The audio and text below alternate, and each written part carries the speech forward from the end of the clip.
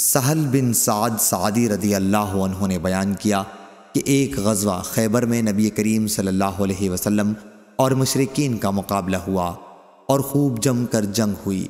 آخر دونوں لشکر اپنے اپنے خیموں کی طرف واپس ہوئے اور مسلمانوں میں ایک آدمی تھا جنہیں مشرکین کی طرف کا کوئی شخص کہیں مل جاتا تو اس کا پیچھا کر کے قتل کیے بغیر وہ نہ رہتے۔ کہا گیا کہ یا رسول اللہ، جتنی بہادری سے آج فلاں شخص لڑا ہے اتنی بہادری سے تو کوئی نہ لڑا ہوگا۔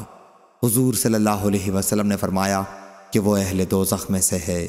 صحابہ رضی اللہ عنہم نے کہا اگر یہ بھی دوزخی ہے تو پھر ہم جیسے لوگ کس طرح جنت والے ہو سکتے ہیں؟ اس پر ایک صحابی بولے کہ میں ان کے پیچھے پیچھے رہوں گا۔ چنانچہ جب وہ دوڑتے یا آہستہ چلتے تو میں ان کے ساتھ ساتھ ہوتا۔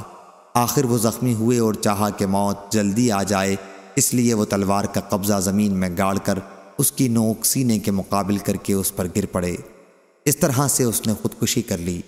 اب وہ صحابی رسول اللہ صلی اللہ علیہ وسلم کی خدمت میں حاضر ہوئے اور کہا کہ میں گواہی دیتا ہوں کہ آپ اللہ کے رسول ہیں۔ آپ نے پوچھا کہ کیا بات ہے؟